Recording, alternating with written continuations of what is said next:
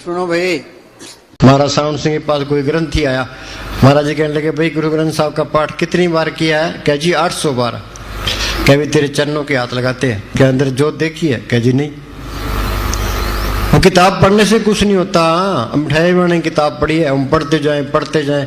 बोलो भाई मिठाई बन जाएगी, पेट भर जाएगा, स्वाद आ जाएगा। ये किताब कहती है सामान ले आओ, मिठाई बनाओ, मिठाई खाओ, पेट ही भर जाएगा, स्वाद भी आ जाएगा। तो वाणी कहती क्या है? अभी संतों की सोबत करो। वो संत क्या कहते हैं? भी सिमरण करो। सेवा को दोनों बोले, एक संत का राम, राम दाता मुक्ति का, संत जपावे नाम। गुरु साहब कहते हैं भाई तुम सिमरण करो। सिमरण कोई करता है? वाणी पर तो कोई चलता ही नहीं है। वाणी के ठेके लिए बैठे हैं। हाँ जी, प्रभु के सिमरन रिद्ध सिद्ध नवनिध। हाँ बोलो भाई। कोई कहते हैं हमारे काम नहीं चलते। कर्मचारी 8 घंटे काम करते हैं तो गवर्नमेंट उनको तनख्वाह देती है, फिर 60 साल बाद में रिटायर कर देती है।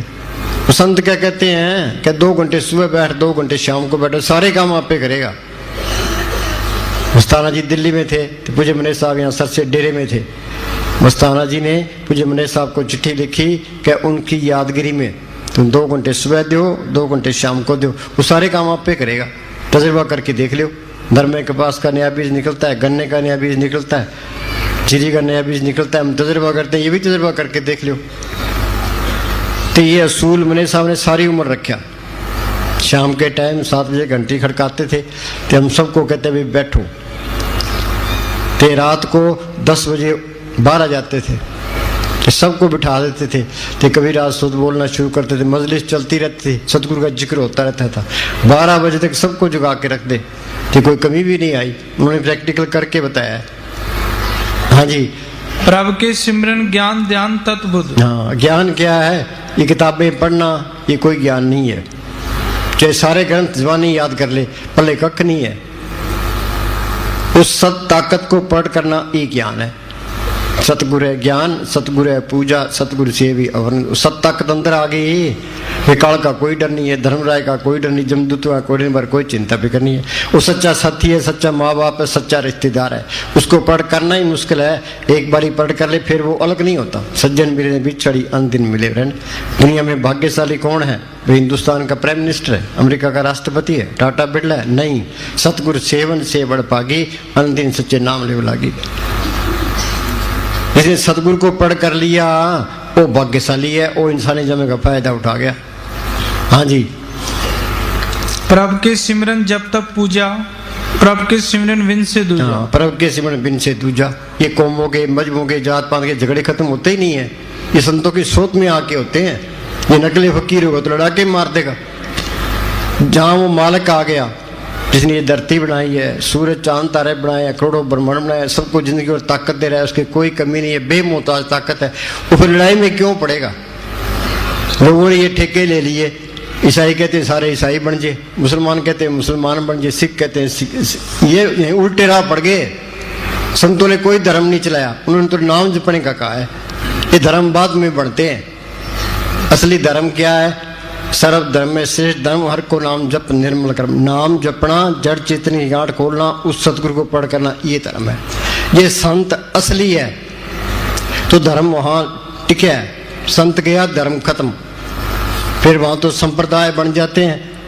हाँ जी, धर्म के ठेकेदार बन जाते हैं। फिर वो उसकी निंदा शुरू कर देता है, वो उसका निंदा शुरू कर देता है। अब में लड़ाई झगड़ा, प्रेम भी खत्म हो जाता है। दीवारें खड़ी कर ली। हाँ जी, प्रभु के सिमरन तीर्थ स्नानी, प्रभु के सिमरन दरगाह मानी। हाँ, प्रभु के सिमरन तीर्थ स्नानी। हम तीर्थों पर क्यों जाते हैं? भाई पापों की मैल उतर जे। बाहर का कोई भी पानी पापों की मैल नहीं उतार सकता। पिंडे की मैल उतर जाएगी, अंदर जो मैले हैं वो नहीं उतरेगी। अंदर कौन सी मैले हैं? ये काम, क्रोध, लोभ, मोह, अहंकार, निंदा, चुगली, बैर, विरोध, ये सारी मैले हैं। ये मेले जाएगी कैसे? वो यूपी के अंदर तुलसी साहब फकीर हुआ है, वो बोली भाई दिल का हुजरा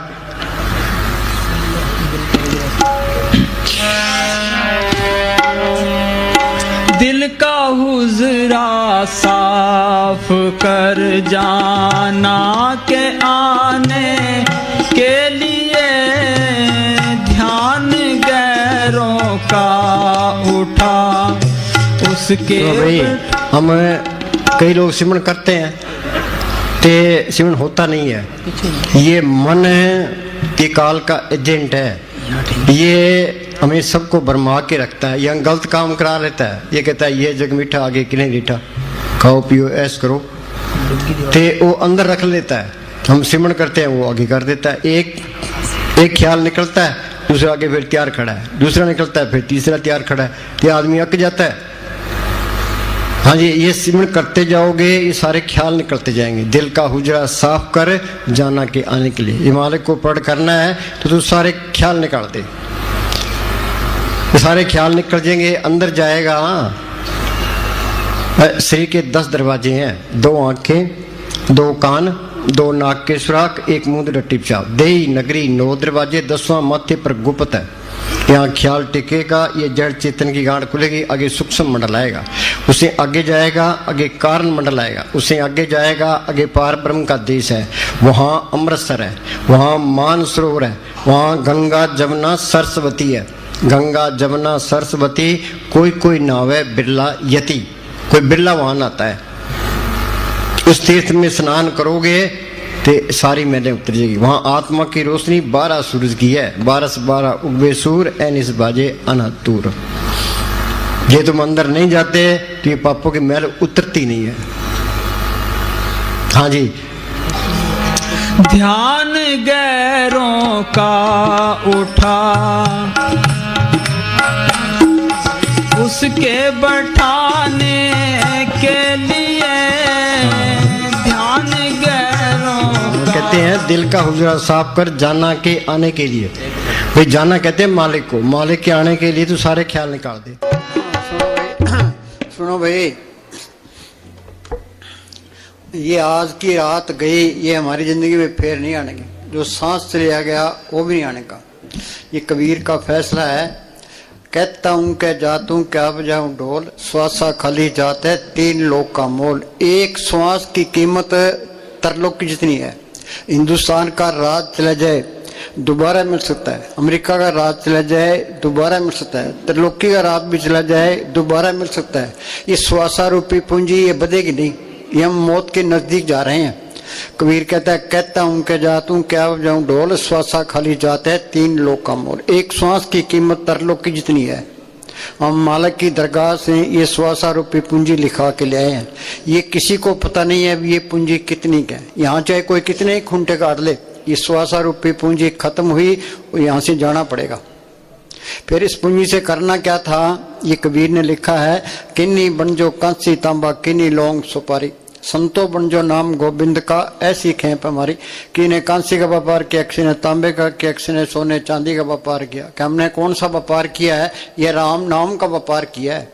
राम नाम का व्यापार क्यों करते हैं, जे वो हम पढ़ते हैं भाई राम नाम है ज्योत सवाई, और राम नाम की ज्योत सबके अंदर है। तो हमारे अंदर तो अंधेरा है, तो अंधेरे में आए अंधेरे में चले गए। संतों ने राम नाम की ज्योत को प्रकट किया है, बार बयान किया।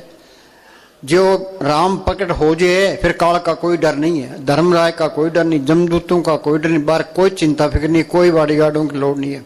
फिर ये मन बस में आ जाता है, काम तो की अग्नि बुझ जाती है, जड़ चेतन की गांठ खुल जाती है, कर्मों के जाल से निकल जाता है, आशा तृष्णा खत्म हो जाती है।